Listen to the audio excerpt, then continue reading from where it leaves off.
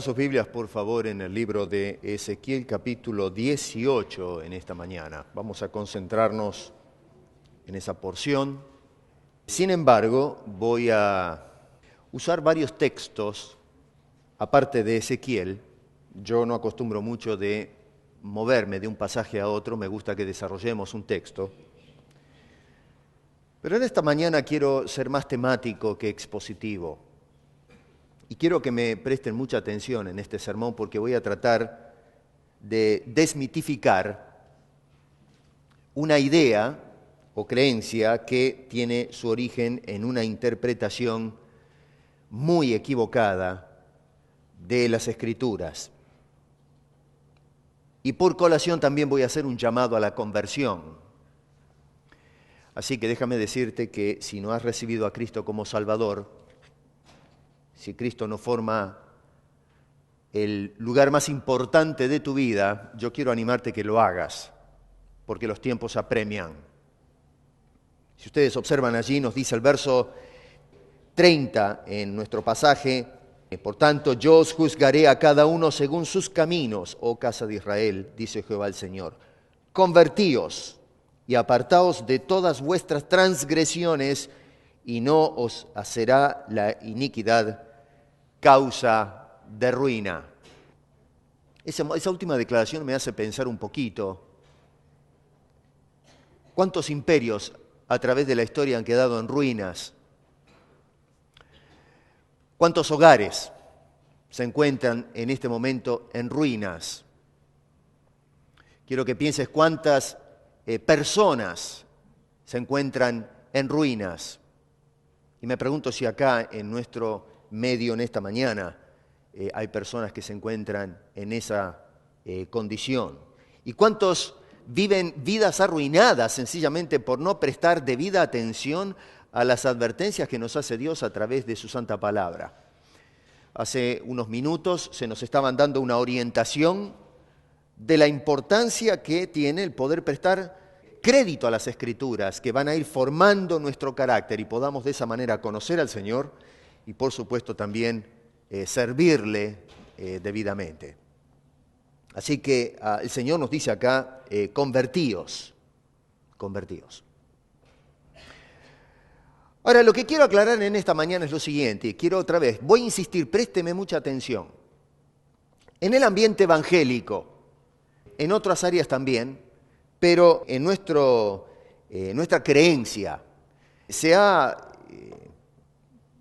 yo diría más bien, perpetuado una creencia de que la culpabilidad por la maldad de los padres muchas veces es cumplida sobre la vida de sus hijos.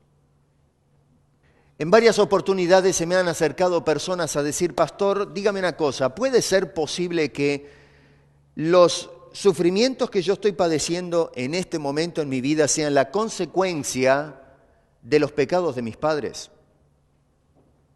Me han venido inclusive he leído libros sobre familias que han practicado el ocultismo y han estado metidos en el pecado, y muchos conocen a Cristo, por supuesto, después sus hijos, y todavía se cree que por alguna razón las fuerzas del mal han pasado a la próxima generación.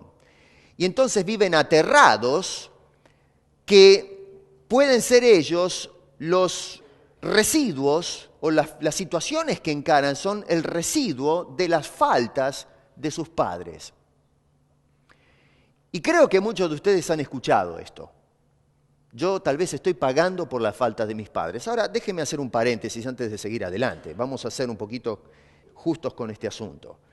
Si usted consumió drogas, obviamente está produciendo un daño orgánico a su cuerpo, su salud, y eso, cuando usted tenga hijos, probablemente traiga repercusiones, y los chicos van a tener que sufrir las consecuencias de esas acciones. Pero no me estoy refiriendo a ciertos problemas genéticos que nosotros podemos o tal vez transmitimos a nuestros hijos. Lo que estoy tratando de referirme es el aspecto moral. El hecho de que Dios tenga que visitar la culpa de los padres sobre los hijos. Y quiero que veamos este asunto porque realmente eso está basado, esa creencia en nuestro círculo evangélico es una creencia terrible que deshonra a Dios, espanta a la gente y es levantada sencillamente por una incorrecta interpretación de ciertos pasajes de la Biblia. Cuando nos vamos al Evangelio según San Juan, en el capítulo 9, versículo 2, nos está diciendo que Jesús va caminando por Jerusalén y pasan entonces donde hay un ciego y los discípulos preguntan, Rabí, ¿quién pecó, este o sus padres, para que haya nacido ciego? Y la razón de esa pregunta es importante porque en la cultura judía se creía justamente esto, que los pecados de los padres eran visitados sobre los hijos. De allí entonces que están buscando una aclaración con relación a este asunto. Ven a este pobre miserable ahí tirado al costado del camino con esta terrible enfermedad, con este problema, esta limitación, y están tratando de investigar si probablemente este sea el depósito del castigo de Dios por lo que hicieron sus padres, sus progenitores. Ahora, vamos a tratar de mirar cuál es el origen de esta creencia, este proverbio que muchas veces en el ámbito evangélico nosotros abrazamos. Si nos vamos y marque Ezequiel ahí un ratito, y quiero que busque estos pasajes que le voy a mencionar y los marque con un dedo, porque primero voy a leer los textos descontextualizadamente y luego voy a tratar de leerlos como corresponde, para que veamos de dónde arranca este error de que Dios visita la maldad de los padres sobre los hijos. Vamos a ir en primer lugar a Éxodo capítulo 20, ese famoso pasaje donde se registran de forma condensada los mandamientos de Dios, lo que llamamos los 10 mandamientos. Si tiene un marcador o meta el dedo allí en ese pasaje, guarde Ezequiel un momento, y fíjese lo que dice Éxodo capítulo 20, versículo 5. Lo tienen todos, ¿eh? Síganme, por favor, porque es importante este ejercicio. Dice, no te inclinarás a ellas. Ahora, ¿a qué se refiere ellas? Bueno, está hablando a las imágenes que indican el versículo 4. Ni las honrarás, porque yo soy Jehová tu Dios fuerte, celoso, que visito la maldad de los padres sobre los hijos hasta la 3ª y 4ª generación. Atenti con eso, se puede subrayar, de los que me aborrecen. Váyanse a Números capítulo 14, marquen allí Éxodo, por favor, hagan ese trabajito conmigo, y váyanse a Números capítulo 14, verso 18. Vamos a esperar que todos tengan ese pasaje. Números capítulo 14,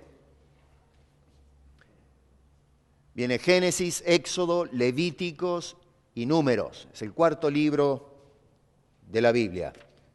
Capítulo 14, vayan al verso 18, por favor, y síganme.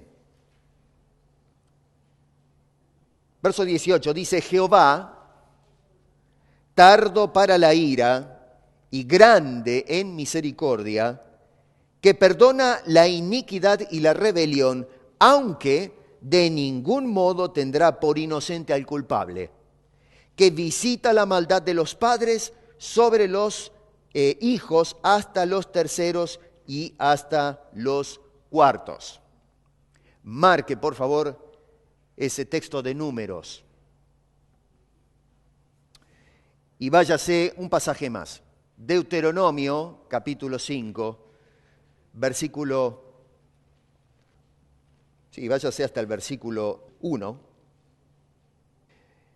Y fíjese, sígame, versículo 1, donde dice, llamó Moisés a todo Israel y les dijo, oye Israel, los estatutos y decretos que yo pronuncio hoy en vuestros oídos, aprendedlos y guardadlos para ponerlos por obras. Allí tenemos un llamado solemne de Dios para que ellos atiendan y apliquen la palabra de Dios a sus vidas. Váyanse ahora a los versículos 8 y 9. No harás para ti escultura ni imagen, no te inclinarás a ellas ni las servirás, porque yo soy Jehová tu Dios fuerte, celoso, que visito la maldad de los padres sobre los hijos hasta la tercera y cuarta generación de los que me aborrecen. O sea que está citando, en este caso, Moisés lo que está haciendo es, recibió en Éxodo 20 la tabla con la ley, Dios le dijo cuál es el mandamiento, ya lo leímos, ¿se acuerdan? Verso 5. En este pasaje lo que tenemos es transmitiendo Moisés ese mandamiento que recibió en el monte al pueblo. Por eso es que le leí este texto para que vean la conexión. ¿Vamos bien? ¿Sí? Es interesante porque estos textos que nosotros leímos son justamente lo que se están usando como base para llegar a concluir que la Escritura nos enseña, hay cierta base bíblica de que Dios visita la maldad de los padres sobre los hijos hasta la tercera y cuarta generación. Y entonces, dentro del ámbito cristiano, hay individuos que todavía viven espantados, atemorizados, viven traumatizados, pensando que los problemas que están viniendo son como consecuencia de los pecados de sus padres o de sus antepasados y viven allí agobiados en esa situación.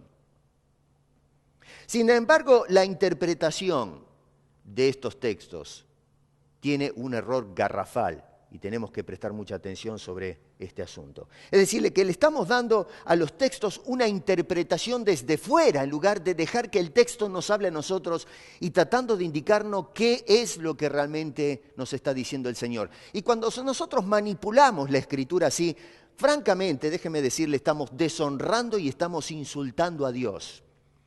Porque estamos acusando a Dios de actos injustos sobre los hombres, cosa que jamás subió a la mente del Todopoderoso. Vamos a tratar otra vez de mirar estos textos como corresponde y no en la forma en que muchas veces se utilizan.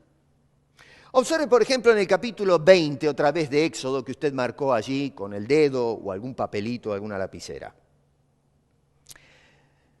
En Éxodo capítulo 20, o sea, tenemos a Dios dando el mandamiento y dice precisamente que Dios visita la maldad de los padres a los hijos, pero agrega algo que nosotros pasamos por alto cuando interpretamos o leemos el texto a la ligera.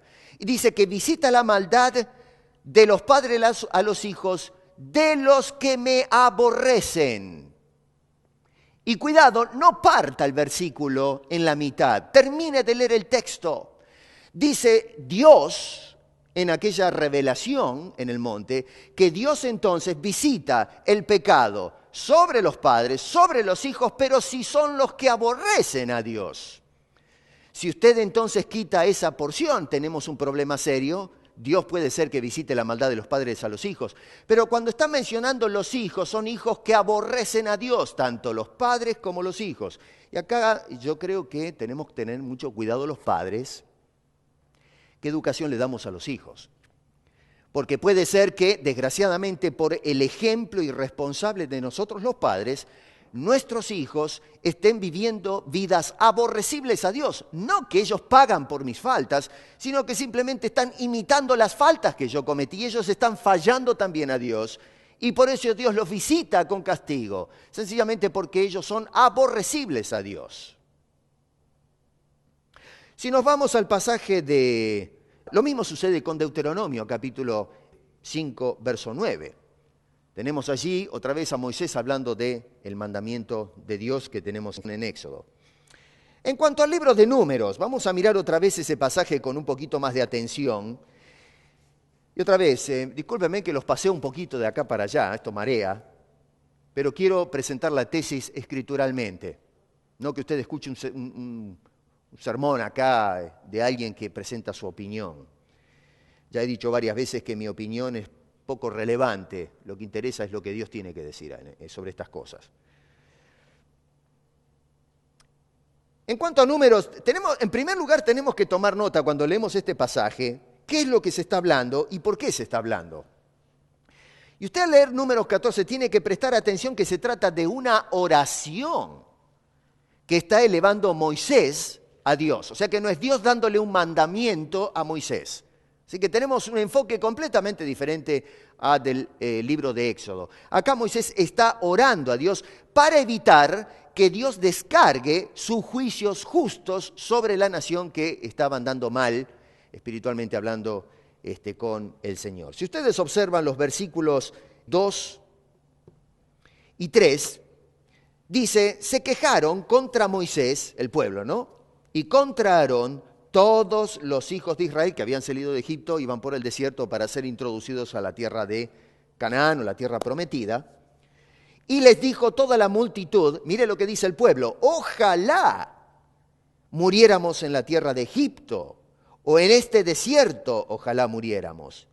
¿Y por qué nos trae Jehová, dice Dios, a esta tierra para caer a espada y que nuestras mujeres y nuestros niños sean por presa? ¿No nos sería mejor volvernos a Egipto? Ahora, noten ustedes el lenguaje terrible que utiliza esta gente. Están acusando a Dios de un acto cruel por haberlos sacado de la esclavitud, por cierto, los redimió de aquel periodo de opresión. Dios los está llevando para darles una tierra que no merecen y están despotricando contra Dios por el favor que Él les está dando. Él fue el que los redimió, el que les dio esta salvación extraordinaria. Pero ahora se están quejando contra Dios. Moisés en una forma indirecta y Aarón, pero va directamente hacia Dios el ataque. Cuando vamos a los versos 11 y 12, dice, y Jehová dijo a Moisés, después de escuchar la queja, usted en casa puede leer el resto, yo estoy haciendo un resumen, ¿hasta cuándo me ha de irritar este pueblo? ¿Hasta cuándo no me creerán con todas las señales que he hecho en medio de ellos? Yo los heriré de mortandad y los destruiré, y a ti te pondré sobre gente más grande y más fuerte que ellos. En el versículo 13 dice, pero Moisés respondió a Jehová. Nos vamos al verso 18 y 19, en donde está parte del contenido de esa oración. Ahora, quiero que siga atentamente la dinámica. El pueblo rezonga contra Dios. Dios dice, apártate, voy a lanzar juicio, se lo merecen. Moisés entonces es el pastor, el intercesor, y dice, espera, Señor, espera un momento, escucha mi oración. Y entonces se encajan las palabras del versículo 18-9, que es parte del contenido de esa oración. Y este hombre dice, Jehová tardo para la ira y grande en misericordia, que perdonas la iniquidad y la rebelión, aunque de ningún modo tendrá por inocente al culpable, que visita la maldad de los padres sobre los hijos hasta los terceros y los cuartos. Verso 19, perdona ahora la iniquidad de este pueblo. Cuando Pablo está orando, no está estableciendo un mandamiento. Pablo está diciendo sencillamente que Dios visita la maldad, pero en el contexto está hablando de la maldad de padres y de hijos que despotrican y rezongan contra Dios. Está citando parte de ese mandamiento que recibió en el monte, pero el objetivo de la oración es perdona porque todo el pueblo está en pecado. No hay personas inocentes en esta compañía. No podemos aplicar este texto, si lo agarramos fuera de contexto hacemos un desastre, pero si lo miramos en ese contexto vemos que todos merecen el castigo. Dios dijo, apártate porque voy a descargar mi ira sobre ellos. Cuando nosotros tomamos los textos en esa forma irresponsable y perpetuamos la enseñanza, hacemos decir cosas a Dios que son terribles. Si seguimos analizando el contexto de las Escrituras, llegamos a pasajes que agregan luz a estos textos que leímos. ¿Y cuál es el sentido real de la ley? ¿Cuál es el sentido del mandamiento de Dios? Siga un poquito ahí en Números y váyase al capítulo 24, donde vamos a tener mejor aclaración de este asunto. Acá en el capítulo 24, para ubicarlo un poquito, se están dando las leyes, algunas leyes humanitarias que tenían que guardar el pueblo de Israel. Y note lo que dice en el versículo 16. La ley dice esto. Moisés está transmitiendo lo que dice la ley. Los padres no morirán por los hijos, ni los hijos por los padres. Cada uno morirá por su pecado. Ahora, yo no sé, pero no necesitamos ser un tremendo exégeta o un hermeneuta profesional para llegar a la conclusión de que cuando nosotros arribamos al hecho de que Dios visita la maldad sobre los hijos, siendo los hijos inocentes o creyentes, acusar que Dios hace este tipo de cosas, eso es violentar la Escritura. Aquí notamos una declaración directa, en donde se nos dice que tal cosa no sucede. Dios visita la maldad sobre los padres o sobre los hijos, según que cada uno de ellos, padre o hijo o ambos, estén en pecado delante de Dios. En Segunda de Reyes, capítulo 14, si no hay alguien que no tiene Biblia, compártala por favor con el que está a su lado. Otra vez déjeme ubicarlo lo que está pasando. Acá se está relatando cómo el rey Amasías, en medio de una época en Israel de desorden y de desorientación espiritual y moral, se viven tiempos muy difíciles, comienza entonces a encauzar a la nación, al pueblo de Dios, a la fe. Nos dice allí al principio de que este fue un rey que hizo lo bueno ante los ojos de Jehová, en medio de una miríada de individuos o reyes que hicieron desastres con la nación.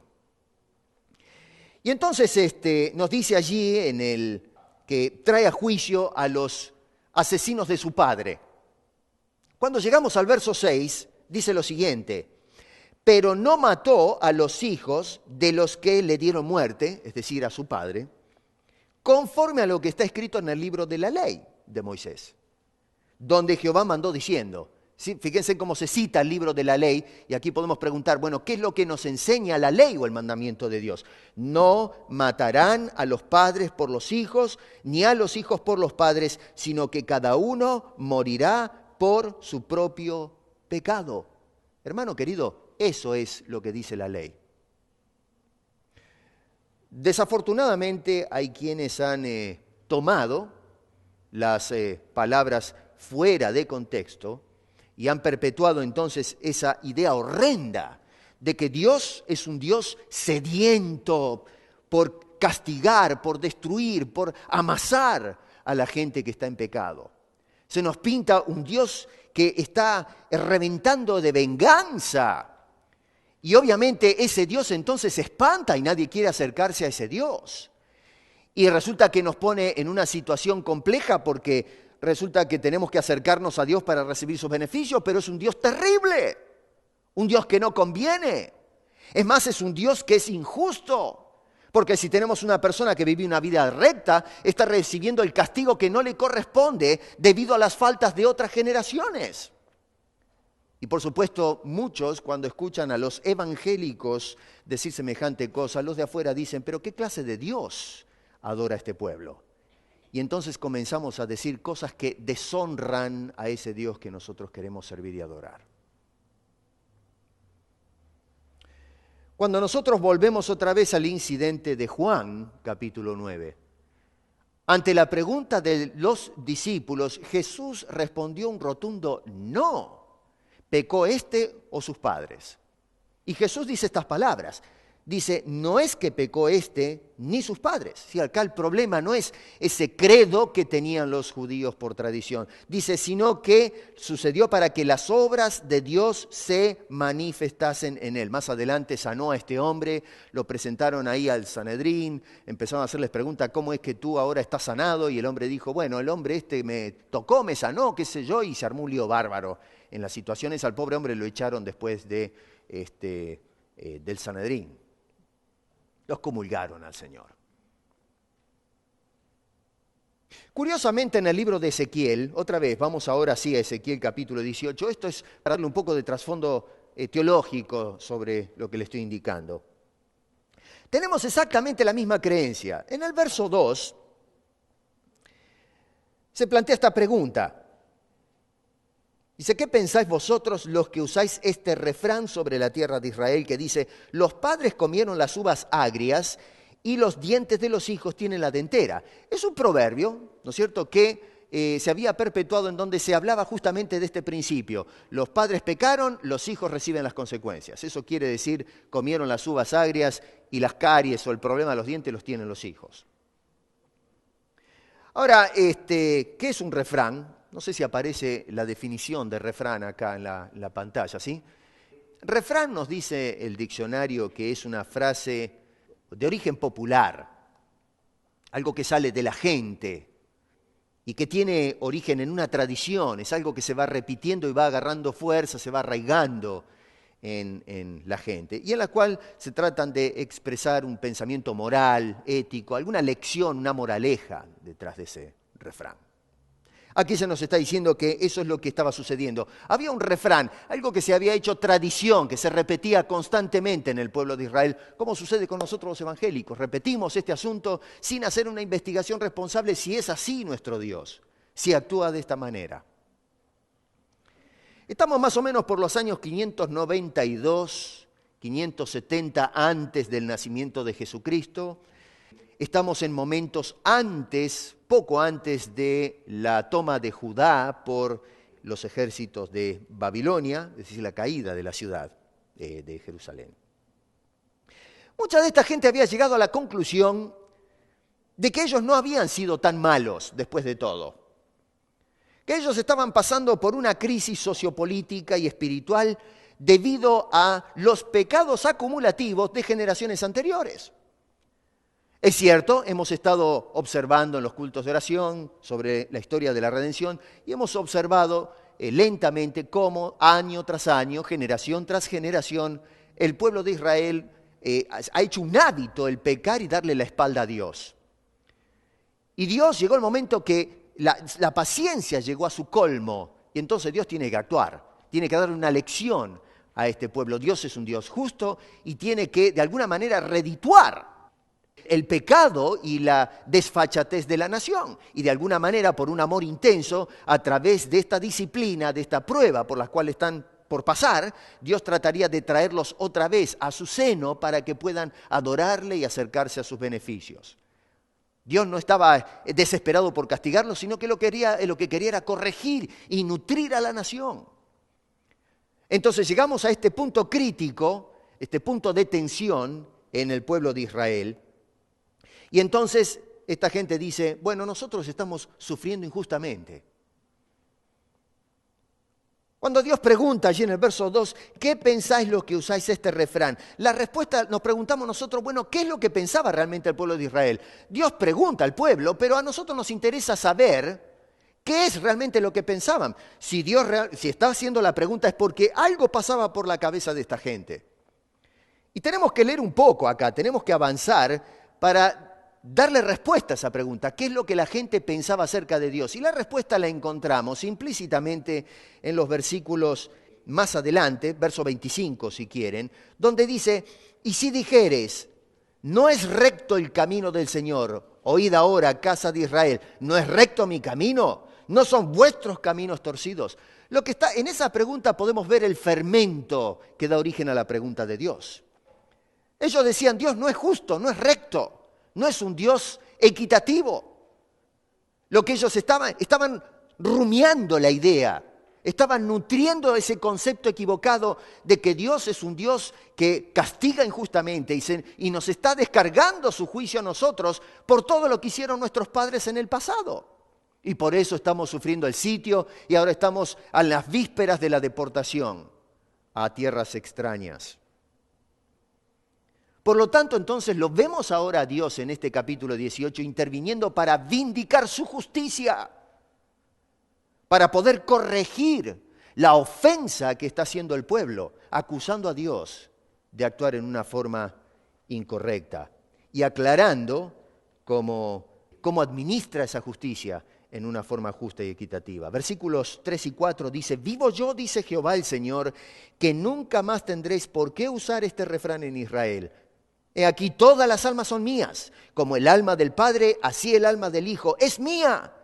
El alma que pecare, esa morirá. No dice que el Hijo inocente pagará por los pecados del Padre. Dice, el alma que pecare, esa es la que morirá. Versículo 5, y el hombre que fuere justo, y usted puede después leer la cantidad de cosas que se enlista en cuanto a la justicia de Dios. Versículo 9 al final dice, este vivirá. Otra vez estoy reduciendo aquí. El que fuere justo, el que haga justicia, dice, este vivirá. Pero, verso 10, el que engendrare hijo ladrón, y otra vez se hace toda una lista, versículo 18 al final dice, he aquí que él, ese hijo ladrón, morirá por su maldad. ¿Me va siguiendo? ¿O están todos mareados? ¿Cuál es la conclusión de todo este capítulo 18? O sea, ¿para qué Dios interviene y dice todas estas cosas? Bueno, la conclusión la tiene usted en el verso 20. El verso 20 es el eje, vamos a decir, gramatical donde gira toda la idea del capítulo.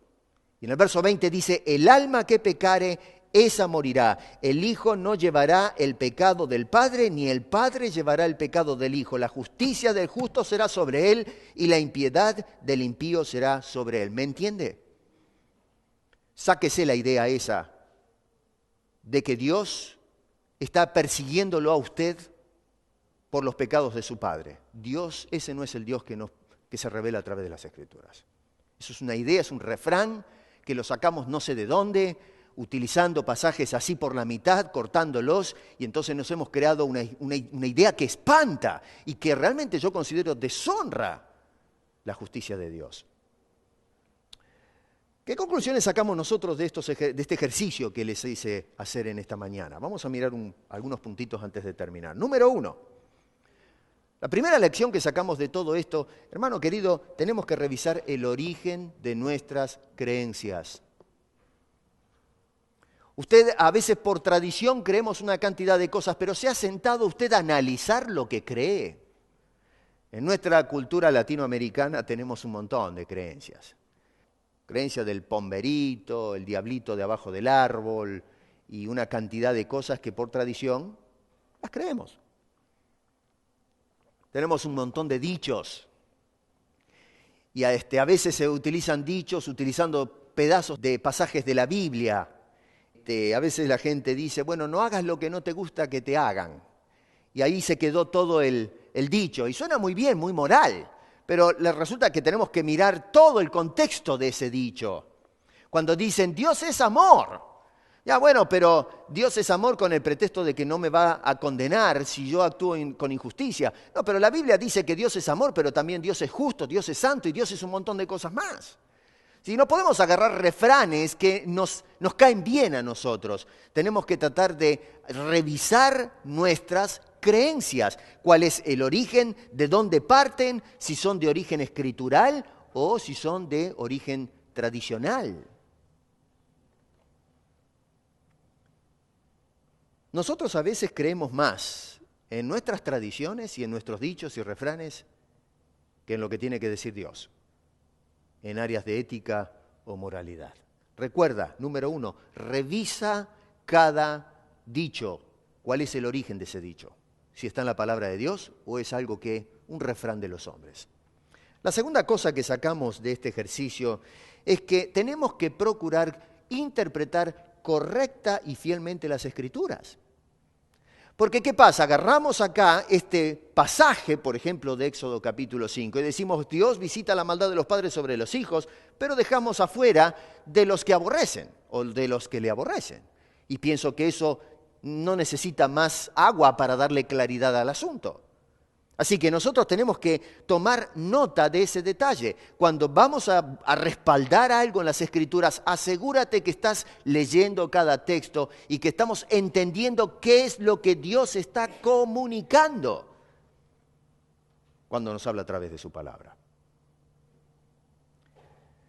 Número 3, y aquí quiero que tomen mucha nota de esto.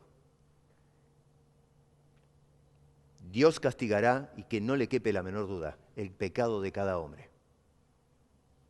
Observe usted, por ejemplo, en el versículo 20, que acabamos de leer, dice, el alma que pecare, esa morirá. El Hijo no llevará el pecado del Padre, ni el Padre llevará el pecado del Hijo, pero de todas maneras, el alma que pecare, morirá. Quiero que noten ustedes el decreto de Dios en cuanto al pecado se refiere. Yo no sé si es creyente o no es creyente, pero quiero que piense una cosa. Si usted peca, si ha pecado, si nació en pecado, usted morirá.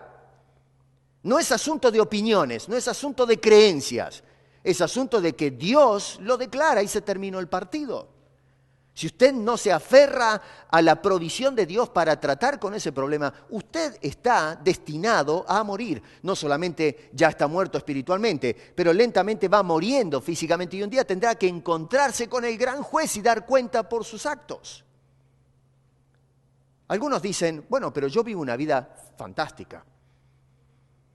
Agarramos la lista esta, por ejemplo, que nos da acá Ezequiel capítulo 18, dice, el hombre que fuere justo, estamos en el verso 5, e hiciere según el derecho y la justicia, que no comiere sobre los montes, ni alzare sus ojos a los ídolos de la casa de Israel, ni violare la mujer de su prójimo, ni se llegare a la mujer menstruosa, ni oprimiere a ninguno.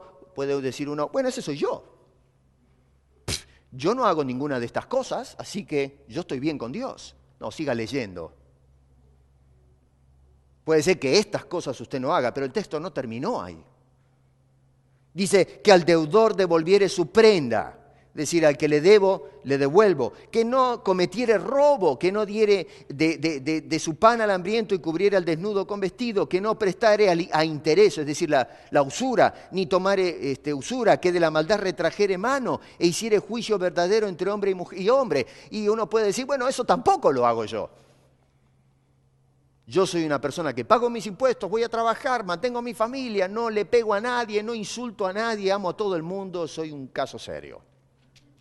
Pero el texto no termina ahí. Puede ser que usted sea todo esto. Pero observe lo que dice en el versículo 9, y acá patinamos todos.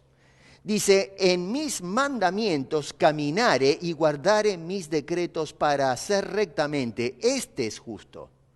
Si a veces nosotros pensamos que actuando de cierta manera yo me puedo justificar delante de Dios, pero el asunto es que si tú fallas un solo mandamiento de las Escrituras, ya quebraste toda la ley y tú estás en pecado y por lo tanto el decreto de Dios es muerte.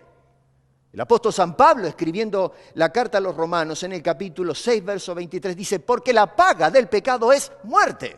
Pablo no está inventando una nueva doctrina, sino que simplemente está extendiendo un principio teológico que es arrancado de la revelación de Dios en el Antiguo Testamento. Que no es un hombre que estaba en desintonía con el corazón de Dios. Él entendía lo que Dios demandaba. Créeme, por Dios, si tú estás en pecado, tu destino es la muerte, dice la Escritura. A menos que Dios haga algo con tu vida. Piensa bien en eso. Dios castigará el pecado de los hombres. Romanos, la paga del pecado es muerte. El hacer caso omiso, dice ahí verso 9 de las Escrituras, eso es pecado. Y ponte a pensar, yo a veces pienso, hay gente que dice, no, pero yo respeto la Biblia. ¿Se te pasó alguna mentira esta semana? ¿Faltaste al culto de oración esta semana? ¿Sabes que si tú faltaste al culto de oración, pecaste? No lo vemos como pecado porque pensamos que, bueno, si yo no puse mis ojos deseando una mujer por ahí, entonces no he pecado. Bueno, pero faltar cuando el Señor dice que oremos sin cesar como pueblo y en forma individual, si no lo hacemos, pecamos. Vinimos todos los domingos a horario a la iglesia. No dejéis de congregaros como algunos tienen por costumbre, dice Hebreos, eso no es un invento mío, capítulo 10. ¿Dejó de venir a la iglesia? ¿Vinieron todos a la iglesia fielmente? Estamos ayudando a la obra de Dios como se nos indicó y estamos sirviendo a Dios incondicionalmente. Estamos diciendo, Señor, yo te conozco y te voy a servir. ¿Cuánto hace que usted no sirve a Dios en algo específico? Bueno, todo eso es pecado. La paga del pecado es muerte. Todos fallamos. No necesitamos matar a alguien para merecer la condenación. El más mínimo pecado nos puede llevar a eso.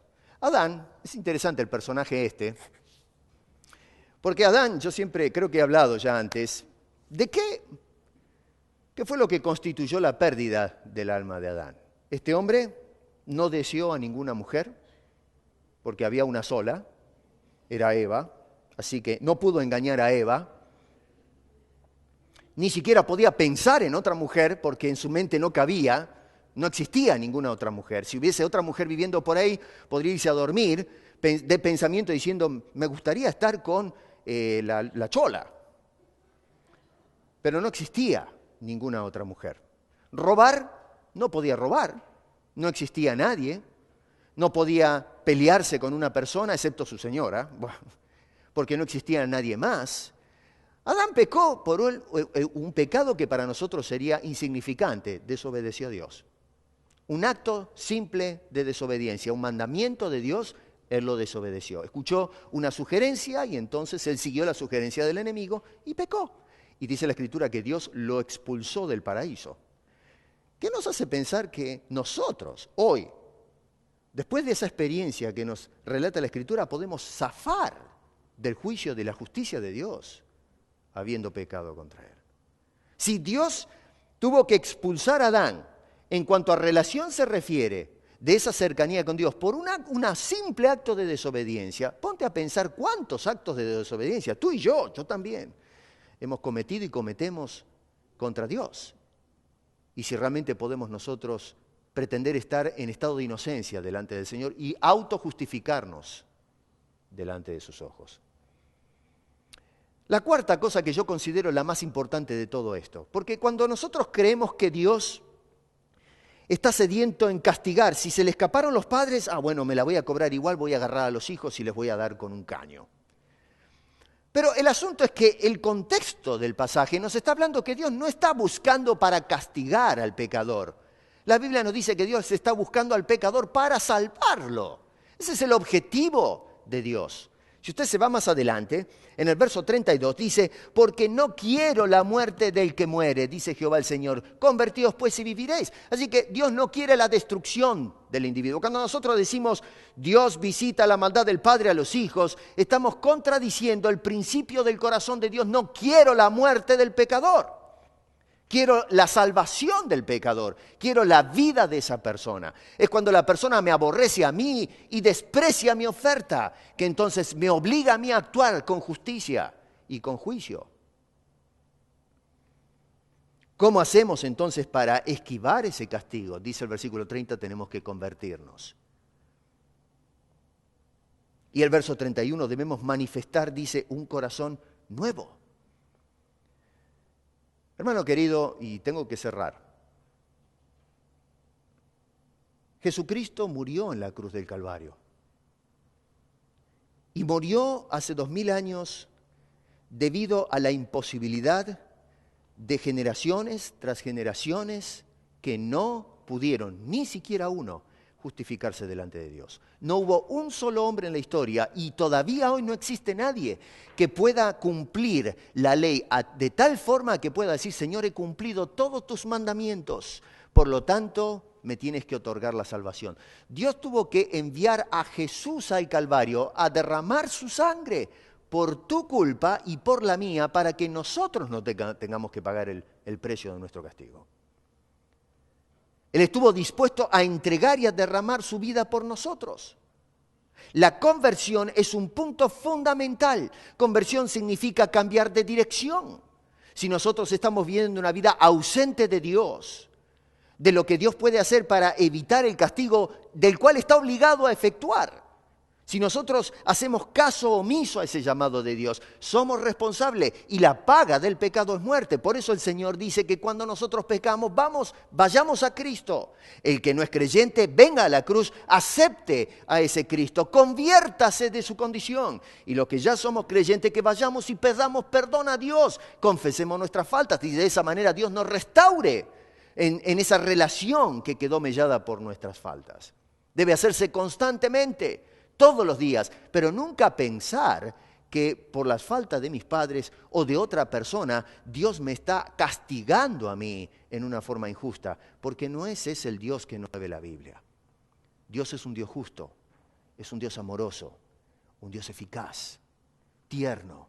No quiere la muerte tuya, ni la mía, ni la de ninguna persona. Dios quiere que nosotros vengamos a abrazarnos de esa cruz donde pende Cristo, que está muriendo por nosotros en ese lugar, para que yo pueda entonces estar en su presencia y adorarle y conocerle y saturarme de todo lo que Él es como persona y como Dios. No vivamos, por favor, con esas creencias equivocadas que deshonran a nuestro Señor y Salvador. Tratemos de poner a prueba cada una de esas creencias, para que entonces podamos mostrarle al mundo que el Dios que se revela a los hombres, el único y sabio Dios, ese Dios vale la pena, que no es un Dios que quiere aplastarnos, sino que es un Dios que está interesado en nuestra bendita salvación, para que podamos gozarnos con Él. Así que cuando sufres, no pienses que estás pagando lo que hicieron los de antes. procura tú estar bien delante de Dios, en la justicia de Cristo, en el amor de Dios, y que le dé gloria a su nombre. Que el Señor nos bendiga.